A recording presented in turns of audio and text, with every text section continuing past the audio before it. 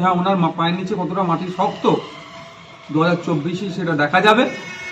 আমি তো মনে করছি উনি ওখানেই দাঁড়ান, ওনার দলের কে কি ওনাকে পরামর্শ দিচ্ছে সেটা উপেক্ষা করে গণতন্ত্রকে রক্ষার জন্য অভিষেকবাবু এগিয়ে আসুক। যে ডায়মন্ড হারবারের মানুষ গণতান্ত্রিক পক্ষে মতামত প্রদান করুক, অভিষেক ব্যানার্জি মহাশয়ের ক্ষমতা গ্রহণযোগ্যতা আছে বা তার দল কিভাবে মানুষের মধ্যে শোষণ করেছে বা শাসন করেছে সেটা পরীক্ষা করুক।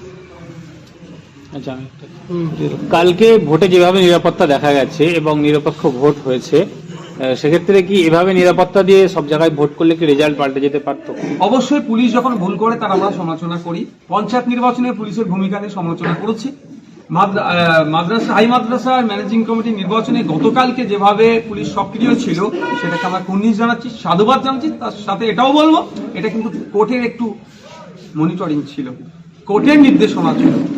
যে তৎপরতা পুলিশ দেখিয়েছে ওই তৎপরতার সাথে পশ্চিমবাংলার যে কোনো জায়গায় ভোট হলে যে কোনো চ্যালেঞ্জ, যত বড় চ্যালেঞ্জ হোক না কেন, আইএসএফ নিতে প্রস্তুত আছে এবং শাসককে পরাস্ত করার জন্য 100% দেবে পরাস্ত করার জন্য, এবং রেজাল্টও আইএসএফ এর পক্ষে আসবে, শাসকের বিপক্ষে যাবে।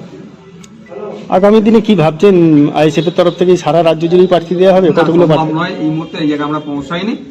যে সমস্ত জায়গাগুলোতে আমরা প্রার্থী দেব তার যে কটা জায়গা বাকি থাকবে যেটা দ্বারা ধর্মনিরপেক্ষ বিজেপি এবং তৃণমূলের বিরুদ্ধে সামনের সাইডে থেকে লড়াই করছে, সেই জায়গাগুলোতে আমরা সেই দলগুলোকে আমরা সহযোগিতা করব, সাপোর্ট করব।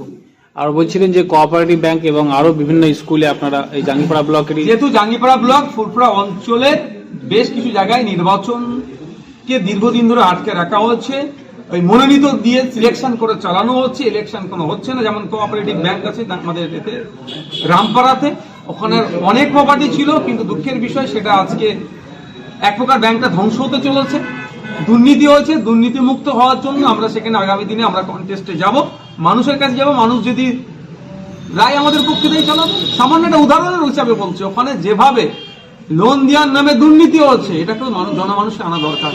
একজনের বাৎসরিক ইনকাম 3.5 থেকে 4 লাখ টাকা, খোঁজ পাচ্ছি তাকে নাকি প্রায় 30 থেকে 40 লক্ষ টাকা লোন দিয়েছে। কোন আইনের বলে দিয়েছে, কার সুপারিশে দিয়েছে, কার টাকাটা দিয়েছে, এগুলো তো জানা দরকার।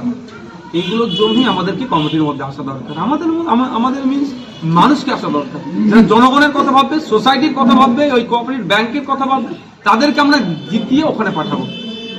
ফুরফুরা বোর্ড ভেঙে কি আবার আপনারা দখল নিতে চাচ্ছেন? বক্তব্যে যেটা উঠে, আমরা তালা ভেঙে দখল নেওয়ার পক্ষে নয়, ভোটকে হাতুড়ি দিয়ে ভেঙে দখল নেওয়ার পক্ষে নয়। আমরা আইনের চাবুক মেরে ওই ভোটকে ভাঙবো, ওই ভোটকে ভেঙে গণতান্ত্রিক প্রক্রিয়াতে নির্বাচিত হয়ে আমরা আবির মেখে ওখানে পৌঁছাবো।